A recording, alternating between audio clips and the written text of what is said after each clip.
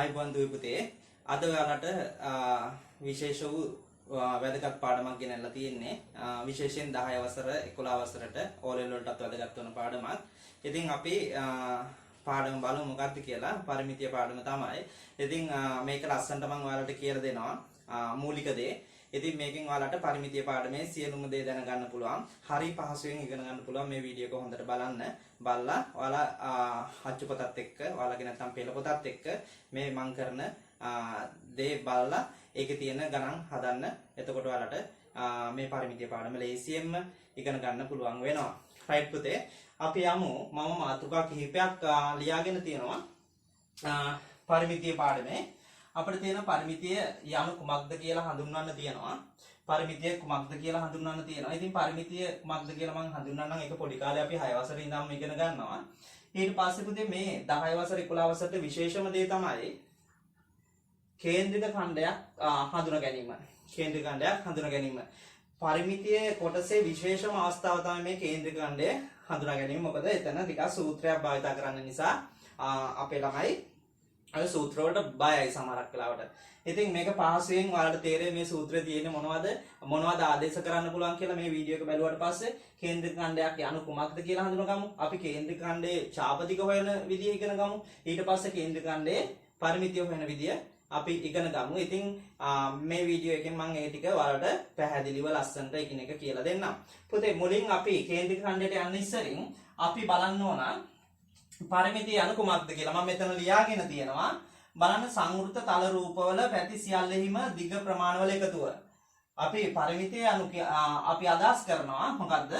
සංවෘත තල රූපවල පැති සියල්ලන්ගේම දිගවල එකතුව. ඉතින් පොඩි කාලේ ඉඳන් අපි දන්නවා පුතේ අපි සමචතුරස්‍රයක් ගත්තොත් මෙන්න මේ සමචතුරස්‍රයේ පැති හතරක් තියෙනවා. මේ පැති හතරෙහිම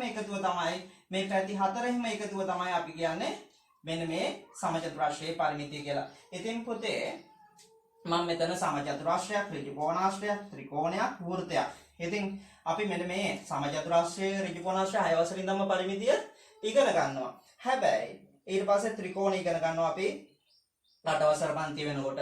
ඊට පස්සේ පුතේ මෙන්න මේ 9 වසරේදී අපි මෙන්න මේ 2πr දාලා මොකද වෘත්තයේ පරිධිය හොයනවා. ඉතින් වෘත්තයට පුතේ විශේෂ අවස්ථාවක් දෙනවා පරිමිතිය. වෘත්තයේදී අපි මේ වක්‍ර රේඛා මේක හඳුන්වනවා අපි පරිධිය කියලා නේද? වෘත්තයට විශේෂ අවස්ථාවක් ඒක විශේෂ නමක් දීලා තියෙනවා. ඒ වෘත්තයේ වටේ දිග තමයි පුතේ පරිමිතිය කියන්නේ. right. අපිට එතකොට මේ වටේ දිගට තමයි පරිමිතිය කියන්නේ. අපි මේ පරිමිතිය විශේෂ නමකින් හඳුන්වලා දෙනවා. මොකද පරිධිය කියලා. right පුතේ මම ආයෙත් කියනවා වලට පරිමිතිය යනු කියලා අහුවොත් සමෘත රූපයක පැති සියල්ලේගෙම එකතුව කියලා කිව්වොත් අපිට නිවැරදි. right මේ බලන්න ඒ ඔක්කොම මම වලට ඉස්සරහ තිරෙන් දානවා බෝඩ් එකේ පැහැදිලි නැති වෙන අවස්ථා තියෙනවා. එතකොට ඒවෙන් බලන්න පුතේ. right මම මුලින්ම ගන්නම් සමචතුරස්‍රය පුතේ. සමචතුරස්‍රයේ අපි දන්නවා පාද හතරම සමානයි.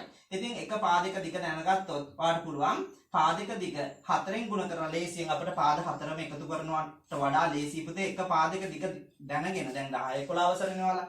එතකොට පාදයක දිග දැනගෙන 4න් ගුණ කරන්න. එතකොට අපිට උත්තරයක් එනවා. විශේෂයෙන් කියන්න ඕන පුතේ මේ උත්තර ලියනකොට පරිමිතිය දිගක් නේ. දිග මනින එකක අපි දන්නවා කුඩාම එකක තියෙනවා මිලිමීටර්, ඊට පස්සේ සෙන්ටිමීටර් තියෙනවා, ඊට පස්සේ මීටර් තියෙනවා, ඊට පස්සේ කිලෝමීටර් තියෙනවා. ඉතින් මේ ඒකක ලිවීම වැදගත්. මොකද ඒකක වලටත් විභාගෙදී ලකුණු හම්බ වෙනවා. ඊට පස්සේ පුතේ මම අරන් තියෙනවා මෙතන ඍජුකෝණාශ්‍රයත් මම ඉක්මනට කියන්නම් ඔයාලා දන්න නිසා. ඍජුකෝණාශ්‍රය අපි දිග පැත්තකුයි පළල පැත්තකුයි තියෙනවා. ඉතින් අපි දන්නවා මේ දිග පැති දෙකක් තියෙනවා, පළල පැති දෙකක් තියෙනවා. ඉතින් පුතේ ඔයාලට පුළුවන් මේ දිග පැත්තකුයි පළල පැත්තකුයි එකතු කරන්න. එකතු කරලා ඒනාගේ දෙගුණයක් ගන්න. ඇයි ඒ? දිග පැති දෙකක් තියෙනවා, පළල පැති දෙකක් තියෙනවා. එහෙමත් ගන්න පුළුවන් ඔයාලට වෙන එකතු කරලා ගන්නත් පුළුවන්. කිසිම වැරද්දක් නැහැ. අපිට ත්‍රිකෝණයක් දුන්නොත් නම් අනිවාර්යයෙන්ම සමපාද ත්‍රිකෝණයක් නම් පාද තුනේ එකතු අපි දන්නවා එක පාදයක සමාන නිසා 3න් ගුණ කරලා ගන්න පුළුවන්. හැබැයි මේ වගේ ත්‍රිකෝණයක් දුන්නොත් ඔයාලට මොකද වෙන්නේ? වෙන වෙනම පාද තුනේ එකතුව ගන්න වෙනවා. right සමදීපාද නම් අපි දන්නවා ඒ ත්‍රිකෝණයේ අගය ගන්න පාද දෙකක එකතුවක් අපි දන්නවා එකක් සමානයි පාද දෙකක් වෙනම එකතු කරලා අපිට ඊතර පාදයට එකතු කරන්න පුළුවන්. ඉතින් ඒ විදිහට සමදීපාද ත්‍රිකෝණයේ පාද වල එකතු ගන්න පුළුවන් මෙන්න මේ පරිමිතිය වෙනුවට ත්‍රිකෝණයේ. right එතකොට පුතේ වෘත්තයේ විශේෂ අවස්ථාවක් තියෙනවා. වෘත්තයේදී අපි වෘත්තයේ පරිධිය හොයන්න. වෘත්තයට විශේෂ නමක් දෙනවා පරිමිතියට අපි විශේෂ නමක් දෙනවා පරිධිය හොයන්න පුතේ 2πr කියලා සූත්‍රයක් භාවිතා කරනවා. ඉතින් හොඳට බලන්න 2πr කියන සූත්‍රය භාවිතා කරනවා. ඉතින් මෙන්න මේ 2πr කියන සූත්‍රයේ පුතේ මෙන්න මේ දෙක කියන්නේ නියතයක්. මේ 5 කියන්නේ පුතේ ඔයාලා දන්නවා 7න් 22යි. 7න් 22ක අගයක් කියලා ඔයාලා දන්නවා. right r කියන්නේ පුතේ අරය. මෙන්න මේව හඳුන ගන්න ඕන. මේ r කියන්නේ අරය. r කියන්නේ අරය. 5 කියන්නේ ඒකත් නියත අගයක්. අපි දන්නවා 7න් 22යි. 7න් 22යි. 2 කියන්නේ නැත්නම් 2 කියලා මෙතන හඳුනන 2πr කියලා අපි කියවන්නේ. right ඒක අපි දන්නවා ඒකත් නියත අගයක්. එතකොට මෙන්න මේකේ වෘත්තයේ පරිධිය හොයන්න නම් වෘත්තයේ පරිධිය හොයන්න නම් පුතේ අපි මේකට මම අපි කියමු මේක අරය 7යි කියලා. අරය 7යි. අරය 7යි නම් අපි 9 වසරදී කරනවා. මොකද මේ 7 අරය මෙතනට 7 ආදේශ කරලා මේකේ මුළු වටේ දිග හොයනවා. මේ 2πr වලින් දෙන්නේ පුතේ මෙන්න මේ පරිධිය. මෙන්න මේ පරිධිය දෙන්නේ. වටේ දිග. මම මේක ආදේශ කරලා වුණා ඉක්මනට හදන්න. මෙතන 2 ගුණ කිරීම 5 වෙනකොට මම කිව්වා 7න් 22 දාන්නේ. 7න් 22 ගුණ කිරීම r වෙනකොට පුතේ මෙතන සෙන්ටිමීටර් 7යි කියමුකෝ. right. එහෙනම් සෙන්ටිමීටර් 7. එහෙනම් අපි ඒකකත් එක්ක දාන්න ඕන සෙන්ටිමීටර් 7යි. එහෙනම් මේ 7ට පුතේ ඉර යට 7ට ඉර උඩ 7 කපන්න පුළුවන් කියලා ඔයාලා දන්නවා. ඉර උඩයි යටයි සුළු වෙන 7 ඒවා එකයි 7 ඒවා එකයි. ඊට පස්සේ ඉර උඩ ඉතුරු වෙනවා 22 දෙකෙන් ගුණ කරනවා අපිට එනවා කීයක්ද 44ක්. මෙතන ඒකක ඉතුරු වෙනවා සෙන්ටිමීටර් 44යි. මෙන්න මේකේ පරිධිය. right ඒ විදිහට ඔයාලට ඒ ටික මම හිතන්නේ පැහැදිලි. එහෙනම් වෘත්තයේ කොටසක් තමයි පුතේ කේන්ද්‍රික ඛණ්ඩය කියන්නේ. වෘත්තයේ කොටසක් තමයි පුතේ කේන්ද්‍රික ඛණ්ඩය කියන්නේ. අපි ඉස්සරින් පුතේ මෙන්න මේක ඉගෙන ගන්න ඕන. කේන්ද්‍රික ඛණ්ඩයක් යනු කුමක්ද කියලා දන්නේ නැතුව කේන්ද්‍රික ඛණ්ඩයක් යනු කුමක්දයි කියලා දන්නේ නැතුව අපිට බෑ මොකද්ද මේ කේන්ද්‍රික ඛණ්ඩයේ ඡාපදිගවත් කේන්ද්‍රික ඛණ්ඩයේ පරිමිතවත් වන්න. මේක මම හිමින් සරලව කියලා දෙන්න. කේන්ද්‍රික ඛණ්ඩයක් යනු පුතේ ආරයන් දෙකකින් හා පරිධියේ කොටසකින් මායිම් ප්‍රදේශයක්. ආරයන් දෙකක් හා පරිධියේ කොටසකින් මායිම් වූ ප්‍රදේශයක් මම කියලා දෙන්නම්. පුතේ කේන්ද්‍රික ඛණ්ඩයක් කියන්නේ වෘත්තයේ කෑල්ලක් නැත්තරම. වෘත්තයේ කෑල්ලක්. හැබැයි බලන්න මෙතනදී මෙන්න මේ මැද ඉඳන් තමයි මේ කෑල්ල අපට එන්නේ. එහෙනම් මෙන්න මෙතන අපි දන්නවා O කියන කේන්ද්‍රයේ ඉඳන් තමයි මේ කෑල්ලක් වෙන්නේ කේන්ද්‍රික ඛණ්ඩයක් එන්නේ. අනිවාර්යෙන්ම අරයන් දෙකක් තිබිය යුතුයි. මෙන්න මේ ඡාප කොටසක් තියෙන්න ඕන.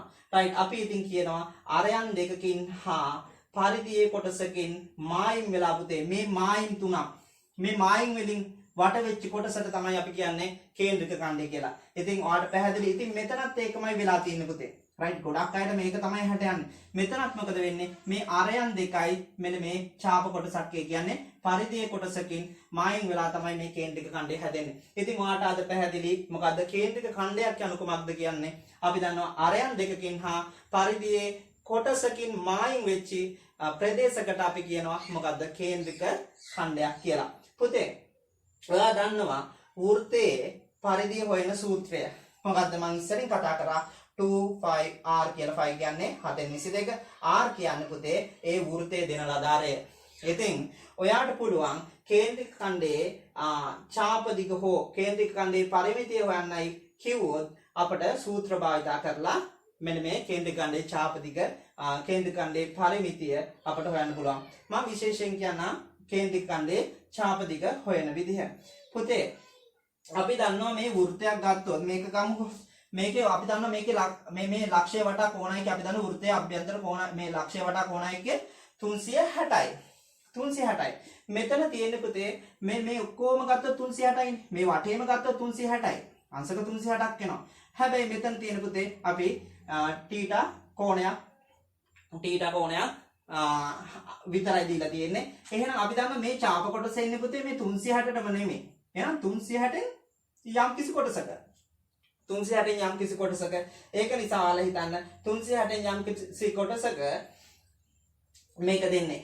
එහෙනම් මේ 360න් යම් කිසි කොටසක් නිසා මේ කොටසත් වෙන්නේ අපි දන්නවා අර වටේම දිගේ 360න් යම් කිසි කොටසක තමයි. ඒක තමයි මේකේ අර්ථය. අපි ගන්නවා එහෙනම් පුතේ කේන්ද්‍රික ඛණ්ඩයේ ඡාප දිග හොයන සූත්‍රය අර වෘත්තයේ පරිදියෙන් පුතේ 360න් කොටසක්. ඒ කියන්නේ මේ කෝණිකාගය.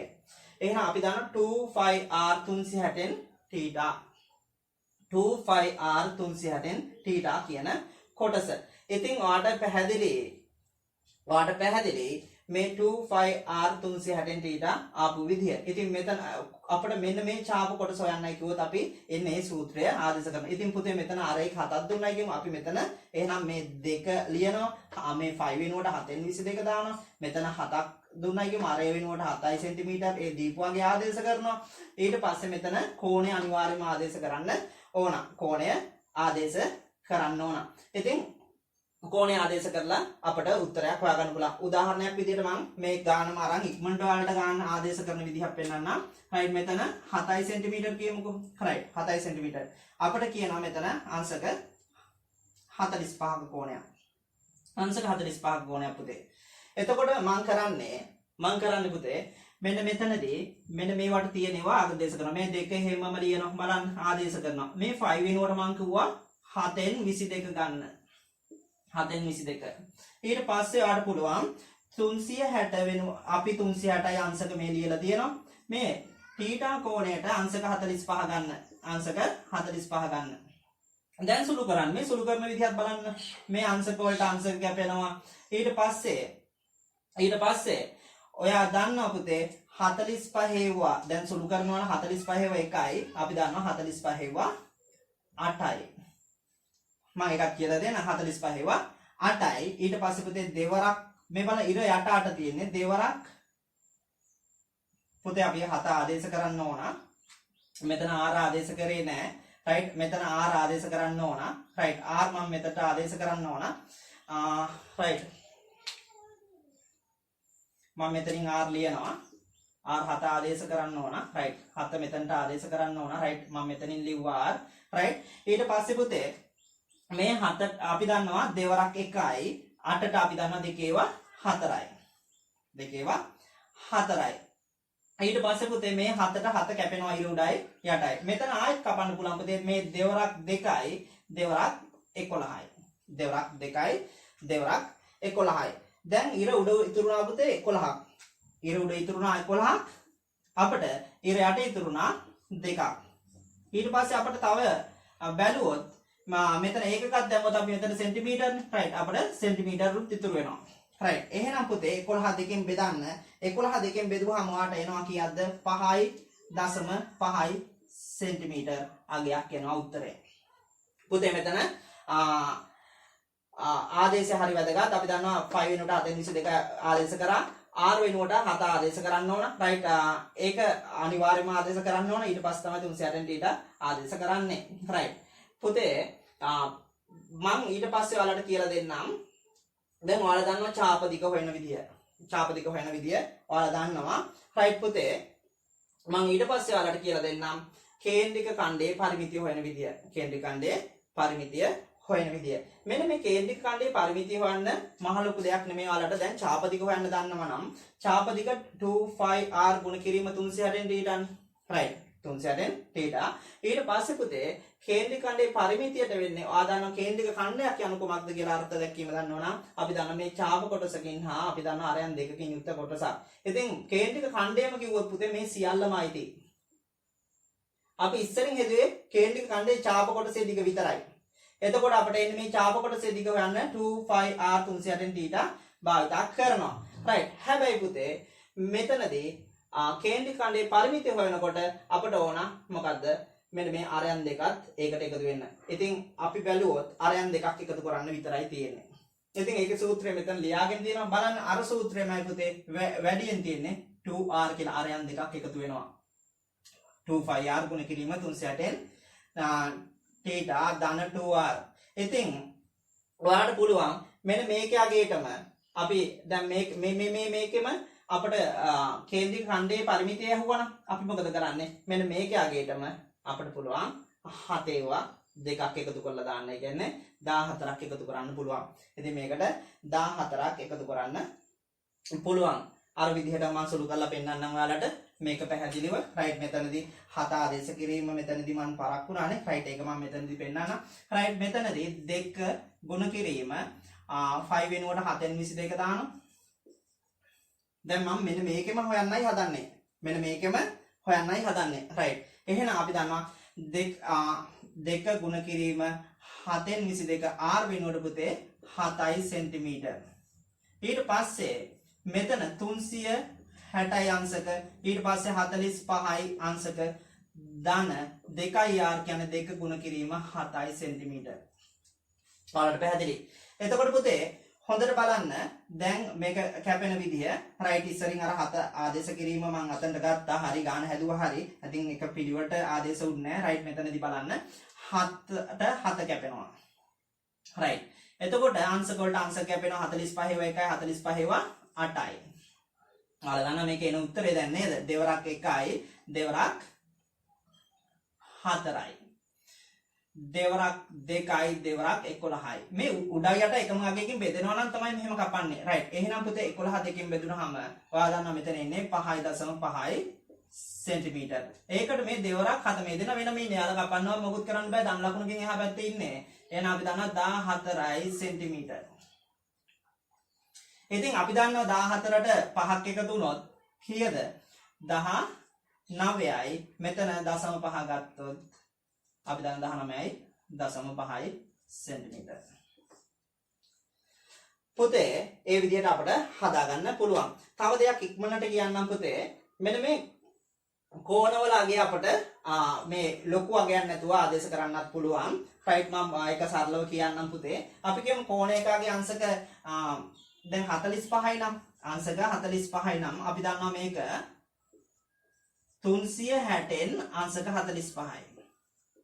එහෙනම් 360න් 45යි නම් පුතේ ඒක සමාන වෙන 45 ඒවා 1යි. අපිට මෙතන 360 අපි දන්නා 8කට බෙදෙන්නේ. එහෙනම් මෙන්න මේ 360න් 45 දාපු අවස්ථාවක එකපාරට මෙතනට අපිට 8න් එක දාගන්නත් පුළුවන්. ඒ වගේම ඔයාලට කෝණිකාගය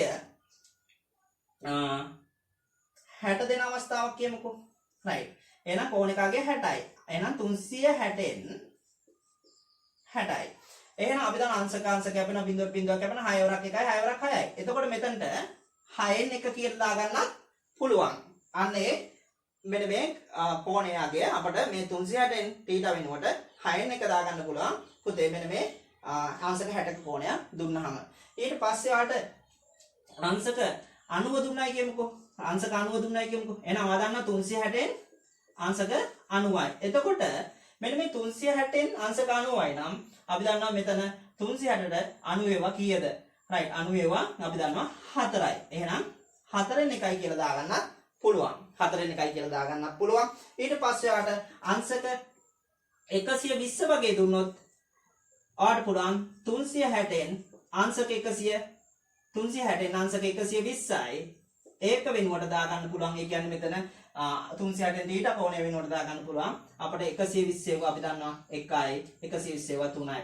එහෙනම් 3න් 1යි කියලා දාගන්න පුළුවන්. ඔය වගේ කෝණ ආදේශ කරද්දී ආවලගේ පෙළ පොතේ තියෙන බලන්න වගුවක් ගහලා ඒව බලද්දී ඔයාලට පැහැදිලි වෙයි.